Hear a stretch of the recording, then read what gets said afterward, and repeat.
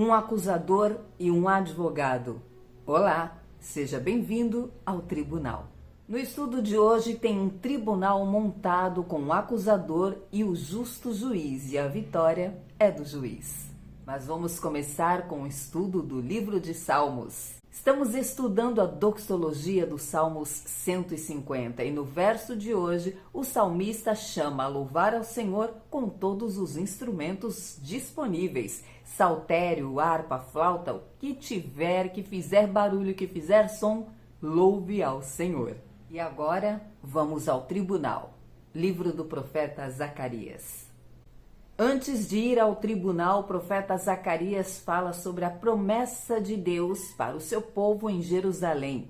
Fugi agora da terra do norte, porque vos espalhei para os quatro cantos da terra. O Senhor está falando do contexto do cativeiro, que seu povo foi espalhado, e agora ele manda que eles fujam, que voltem para os seus lugares. Escapai para Sião, vós que habitais na Babilônia. O anjo diz, para a sua glória ele me enviou, para as nações que os despojaram. Porque aquele que tocar em vós estará tocando na menina dos seus olhos. O Senhor compara o seu povo com a menina dos seus olhos. Além da sensibilidade, é todo um amor, um cuidado, um zelo que o Senhor está demonstrando para o seu povo. É algo precioso. E o anjo está dizendo aqui que a nação que tocar no povo de Deus estará tocando na menina dos olhos do Senhor. Vamos às visões de Zacarias que continuam, e agora estamos num tribunal nesta quarta visão. Nesta visão acontece algo semelhante ao que aconteceu com Jó. No início do livro de Jó, mostra-se o relato de Satanás diante de Deus acusando Jó. A função dele é acusar, nunca para restaurar, mas para destruir. E diante de Deus, a visão que Zacarias tem agora é de Satanás acusando a figura do sacerdote, representada ali por Josué, aquele que foi levantado junto com Zorobabel para erguer o templo do Senhor. Então a simbologia mostra que o acusador estava ali apontando para o sacerdote, aparece o sacerdote com as vestes manchadas de sangue. Tudo isso representa o pecado do povo de Deus, o pecado inclusive dos líderes religiosos. Mas surge ali aquele que vai limpar as vestes do sacerdote. Então tem o acusador e tem o justo juiz. Hoje representado por Cristo, nosso advogado, que intercede por nós. Naquela visão estava ali o anjo do Senhor representando este advogado, limpando as vestes do sacerdote e dando a ele toda a restauração e restituição. E isso significava que Deus estava dizendo para Zacarias nesta visão que o perdão do Senhor estava sobre o seu povo. Eles estavam purificados, justificados diante de Deus. Ele os deu vestes limpas. Ele diz para Josué, eu fiz com que a sua maldade se afastasse diante de ti, e manda que trocam as vestes dele. O interessante é que no momento em que Satanás está acusando o sacerdote, o anjo do Senhor entra em defesa dizendo que o Senhor te repreenda, Satanás. E de novo, que o Senhor, que escolheu Jerusalém, te repreenda, Satanás. E com esta fala fica claro que não somente Josué está sendo purificado e justificado diante de Deus, mas toda Jerusalém. Josué representava o povo de Deus. E no momento em que ele diz que Deus escolheu Jerusalém, ele faz uma pergunta. Este homem, Josué, não é um tição tirado do fogo? E essa é uma referência do texto de Amós, quando o povo de Deus foi tirado do cativeiro. Ou seja, este homem não é um daqueles que pertencem ao Senhor. E então, na visão, o turbante de Josué é trocado, a sua roupa é trocada, e o anjo diz a ele, se andares na minha presença, se fizeres tudo conforme as leis do Senhor, serás juiz na minha casa e também cuidará dos meus átrios. Zacarias, então, tem uma quinta visão, e é uma visão de um candelabro. Mas o significado dessa visão é colocando Zorobabel sobre aquele que vai edificar o templo, reedificar. E Zorobabel, assim como Josué, apontam para a figura de Cristo, como já dissemos aqui. Então, todo o contexto das visões do texto de Zacarias está apontando completamente para a figura de Cristo, para o Apocalipse. A maioria do texto de hoje está todo referenciado em Apocalipse. Ele fala sobre lançar um alicerce, sobre uma pedra, tudo referência apontando para Cristo. Na visão é falado sobre uma pedra que tem 7 olhos e são os olhos do Senhor que estão sobre toda a terra. O anjo do Senhor também fala que após Zorobabel obter todo o sucesso que lhe é prometido, saberão que foi o Senhor que o enviou e que fez tudo aquilo. Dentro desta mesma visão, Zacarias também tinha visto 2 ramos de oliveira, azeites, e ele pede ao anjo que explique o que é. E então ele explica que os 2 ramos são Josué e Zorobabel. Zacarias vê ainda numa 7ª visão um rolo que voava.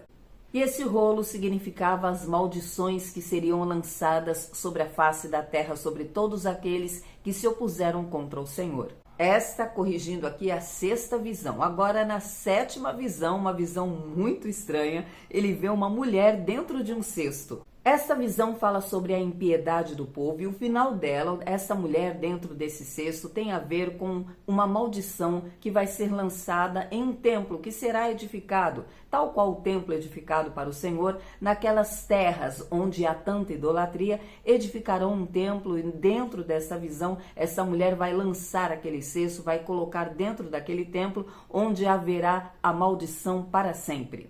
Na casa do Senhor haverá a glória do Senhor. E neste templo, nesta terra que seria a Babilônia, vai haver maldição para sempre. Tal qual está descrito no livro do Apocalipse. E na 8ª e última visão, Zacarias vê 4 carruagens com 4 cavalos de cores diferentes. E a explicação da visão é que estes cavalos sairão pelos 4 cantos da terra. E aquela carruagem que for designada para o norte fará com que o Espírito do Senhor repouse sobre toda a terra. Apesar do nome do Messias não ser citado e também ser uma profecia para aqueles tempos da renovação, da reedificação do templo, apontava-se totalmente para um grande, verdadeiro e único renovo, para o último de todos os sacrifícios, que é a figura de Cristo, o sacrifício de Cristo. Zacarias narra a coroação de Josué. É falado sobre uma coroa que será feita, ele diz onde buscar, com quem buscar, as pessoas que farão essa coroa. E diz que de longe muitos virão e ajudarão a reedificar o templo. E saberão que o Senhor dos exércitos que os enviou. E então a observação, se obedeceres atentamente à voz do Senhor. E por último, encerrando o texto de hoje, há um questionamento sobre o jejum que foi reprovado pelo Senhor. A pergunta é se deveriam continuar fazendo aquele jejum que vinham fazendo durante todo o tempo em que estiveram cativos. E o Senhor os pergunta de volta: quando vocês fizeram esse jejum religiosamente, era para mim? E quando comiam e bebiam, não era para vós mesmos que faziam isso? E amanhã a gente vai ver a continuação dessa reprovação do Senhor acerca do jejum. Vamos para o livro do Apocalipse. Na reta final, João agora descreve a vitória de Cristo sobre a besta e os falsos profetas. Te aconselho a ler o capítulo 19 porque a descrição é belíssima. E é descrito algumas cenas, umas descrições que foram feitas lá no início do livro de Apocalipse, como a espada que sai da boca do Senhor, uma espada de 2 gumes. Essa espada será usada neste dia da vitória, em que Cristo vencerá a besta e os profetas. João narra que um anjo manda chamar todas as aves dos céus, porque elas terão um papel importante.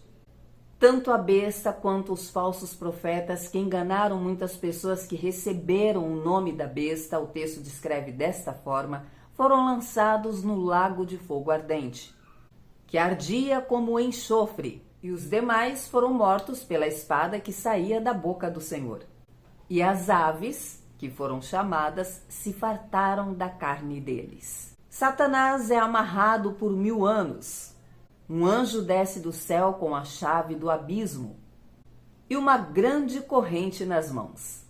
Ele prendeu o dragão, a antiga serpente, o Satanás. Então João viu alguns tronos e nele estavam sentadas pessoas que receberam o poder de julgar.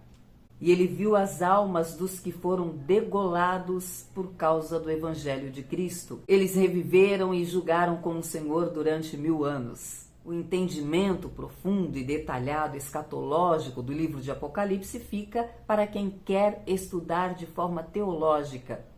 Nosso objetivo aqui é simplesmente fazer com que você entenda que o Apocalipse fala de vitória, esperança, redenção e que sim, há um abismo, há o lago de fogo ardente e há o santuário de Deus, há a Nova Jerusalém. E só vai habitar na Nova Jerusalém quem permanecer em Cristo Jesus. E quem se voltar contra Deus irá para o lago de fogo ardente. E isso é real. É isso que precisa ficar claro para você entrar no seu coração. Tudo o que está no Apocalipse é real, irá acontecer. Não pague para ver. Viva aqui a vida eterna. Viva hoje como se Cristo fosse voltar a qualquer momento, porque será num piscar de olhos. E se ele não voltar até amanhã e permitir, eu estarei aqui para continuarmos. Até lá!